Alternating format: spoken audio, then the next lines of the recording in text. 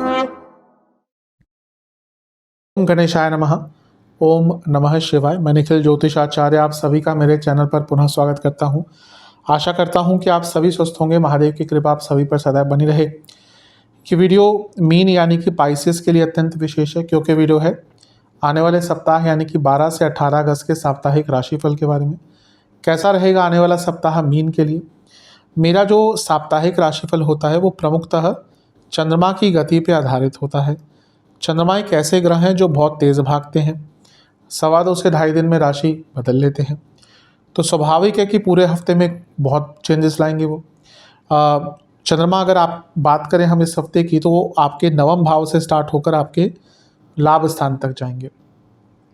चंद्रमा मन के कारक होते हैं और आपकी डे टू डे एक्टिविटी पर बहुत प्रभाव रहता है। तो जब वो इतना बदलाव लाएंगे, स्वाभाविक है कि अलग अलग राशियों में रहेंगे, भावों में रहेंगे, ग्रहों के साथ संबंध बनाएंगे, तो इन सब चीज़ों का क्या प्रभाव पड़ सकता है आपके जीवन पर, यही आधार मेरे साप्ताहिक राशिफल का होता है। यदि आपकी लग्न राशि या चंद्र राशि मीन है, दोनों ही गाइडेंस के लिए इस राशिफल को देख सकते हैं। टेक्निकली अगर आप बोलें कि लग्न राशि से अलग राशिफल बनाइए, मेरी लग्न राशि मीन है तो अलग बनाइए, मेरी चंद्र राशि मीन है तो अलग बनाइए, अब कोई बोलेगा मेरा ज़ोडिएक मीन है तो अलग बनाइए, नहीं हो सकता, ये पॉसिबल नहीं है टेक्निकली। जहाँ से आपको ज़्यादा सटीकता बैठती है वहाँ से देखिए। मैं हमेशा से कहता हूँ भारतीय ज्योतिष में लग्न राशि चंद्र राशि दोनों ही महत्वपूर्ण होती है। इसमें से जहाँ से आपको ज़्यादा सूट करती है वहाँ से बैठिए। मेरा मानना क्या है कि लग्न राशि से देखेंगे तो ज़्यादा अच्छा रहेगा। शुरुआत करते हैं। आपके लिए चंद्रमा आपके नवम भाव यानी कि वृश्चिक में आ जाएंगे 12 तारीख रात मिडनाइट के आसपास, मध्य रात्रि के आसपास, और 15 तारीख दिन के 1 बजे तक यहीं पे रहेंगे। चंद्रमा का नवम भाव में आना अच्छा होता है।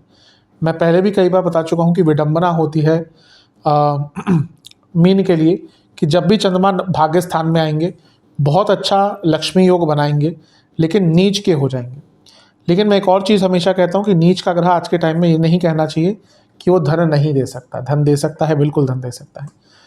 इसके कुछ नकारात्मक पॉइंट भी हो सकते हैं, उसकी भी चर्चा हम करेंगे। पहले अच्छी चीज़ें, मंगल की दृष्टि है। मंगल क्या है? धनेश। मंगल क्या है? भाग्येश।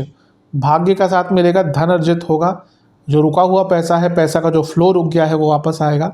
समय बहुत अच्छा। और मंगल क्या है? मैं हमेशा से कहता हूँ मेरे हिसाब से मंगल मीन के लिए योग कारक रहा है। यानी कि जो कार्य नहीं बन रहे, जिसमें अनिश्चितता आ रही है, जिस कार्यों में अनश्योरिटी रह रही है, वो कार्य आपके यहाँ पर पूर्ण हो सकते हैं। और बृहस्पति की खुद दृष्टि है।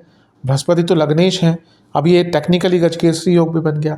बृहस्पति आपके दशमेश भी हैं, कार्य पूर्ण होंगे, कार्यों में पूर्णता दिखेगी। मंगल का ऊर्जा का स्वभाव रहेगा, मंगल की लॉजिकल थिंकिंग यहाँ पे रहेगी। तो ये समय जो है आपका ना बहुत अच्छा, बहुत विशेष दिख रहा है। समय का लाभ उठाइएगा, बहुत शुभतापूर्ण ये समय आपका दिख रहा है। ध्यान क्या देना है? चंद्रमा नीच के हैं। शनि की 10वीं दृष्टि है विषदोष, और राहु का प्रभाव लग्न से। अब यहाँ पर 2-3 चीज़ें हो सकती हैं। पहला, ओवर एक्साइटमेंट, क्योंकि नवम में है ना, और नवम में बैठ के चंद्रमा किसको देखेंगे? तीसरे घर को, और तीसरे घर से मंगल देख रहे हैं। ओवर एक्साइटमेंट ये तंग करेगी। और बड़ों के साथ थोड़ा सा अपने व्यवहार पर ध्यान दीजिएगा, क्योंकि वहाँ पर प्रॉब्लम थोड़ी सी आ सकती है। और जो लोग जॉब करते हैं, बॉसेस से बच के रहिएगा, अन्यथा ये समय आपका अच्छा ही दिख रहा है। बहुत शुभ प्रभाव आपके लिए आ सकते हैं।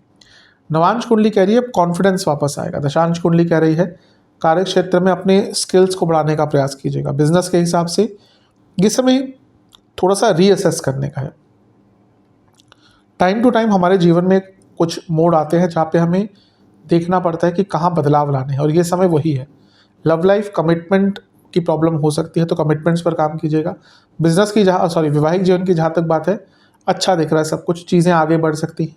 अगर प्रॉब्लम आ रही थी तो दूर हो सकती है। स्टूडेंट्स, थोड़ा सा एडिक्शंस पर काम कीजिए। अब आप देखिए, अगर सक्सेस प्राप्त करनी होती है ना, तो कहीं ना कहीं सेक्रीफाइसेस इंपॉर्टेंट होते हैं, और यहाँ पे यही दिख रहा है कि सेक्रीफाइसेस करने पड़ेंगे। जहाँ तक सेहत की बात है, इन्फेक्शंस, गले के रोग तंग करेंगे। सर्वाष्टक में आपका 10वां घर बली है, क्योंकि कर्म स्थान बली है, करियर में अच्छा करेंगे। और कर्म स्थान हर कर्म दर्शाता है, तो जैसे लग्न भाव होता है वैसे कर्म स्थान भी ऑलमोस्ट हर चीज़ से संबंध रखता है आपके। तो इसीलिए अपने ये जो हफ्ते का अंतिम शुरुआती भाग है, आपके कुछ बहुत इंपॉर्टेंट कार्य पूर्ण होंगे, और जीवन में लय रहेगी। एक 15 तारीख दिन के करीबन 1 बजे चंद्रमा आ जाएंगे आपके 10वें घर में धनु में, और 17 तारीख शाम के 6 तक यहीं पर रहेंगे। चंद्रमा का 10वें भाव में आना बहुत अच्छा माना जाता है। आपके त्रिकोणेश हैं और यहाँ पे आके बहुत उच्च कोटि का राजयोग बनाएंगे। मंगल की दृष्टि अभी बनी रहेगी, यानी कि भाग्येश की दृष्टि है, और वही भाग्येश धनेश भी है। कार्य क्षेत्र में पैसा आएगा, रुका हुआ पैसा आएगा। समय बहुत अच्छा दिख रहा है। प्रॉब्लम क्या हो सकती है कि एक तो चंद्रमा धनु राशि के और चौथे घर को देखेंगे, यानी कि एंग्जाइटी रहेगी फैमिली लाइफ में, इमोशनल लाइफ में। और बृहस्पति से 8वें में है, इसको शकट योग कहते हैं। बृहस्पति से 8वें में है शकट योग।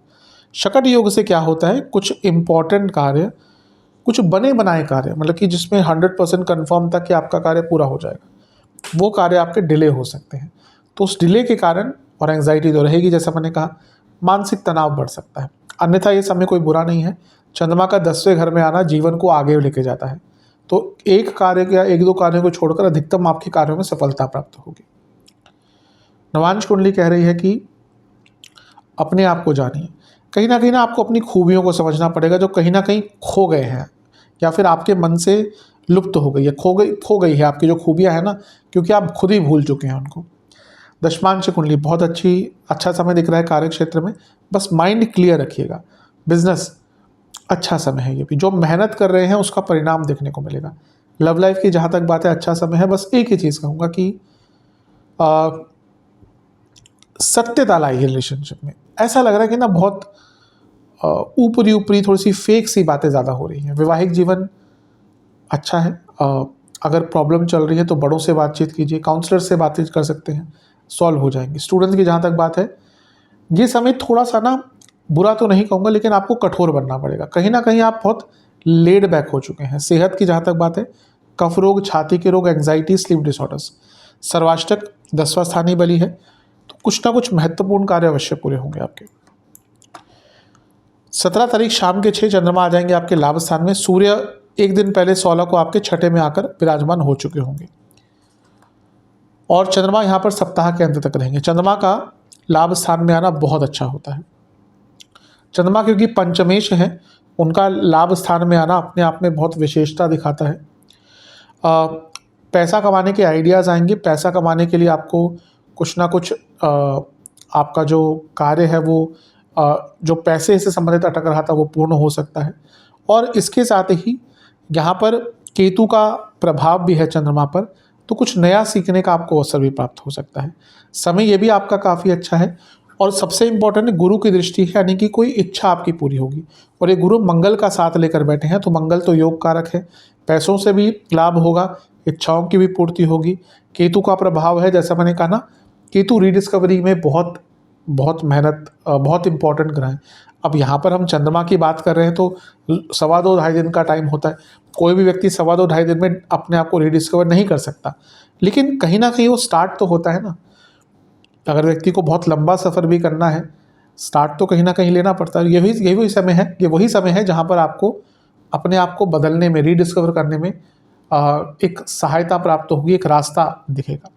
अच्छा समय है, ये भी लाभपूर्ण समय आपका ये दिख रहा है। जहाँ तक नवांश कुंडली की बात है, सब ठीक है। बस एक ही प्रॉब्लम है कि आप थोड़ा ना आगे के बारे में ज़्यादा नहीं विचार कर रहे, विचार भी कर रहे हैं लेकिन काम नहीं कर रहे, और ये वही समय है जब आपको स्टेप उठाने पड़ेंगे। दशमांश कुंडली कह रही है कार्य क्षेत्र में कुछ गलतियां हो सकती हैं, बस उस पर ध्यान दीजिएगा। बिजनेस अच्छा टाइम है, पैसा बहुत बढ़ेगा, नए मौके मिल सकते हैं। लव लाइफ थोड़ा सा ना क्रिएटिविटी लाइए, ऐसा लग रहा है बहुत बोरियत सी हो गई है।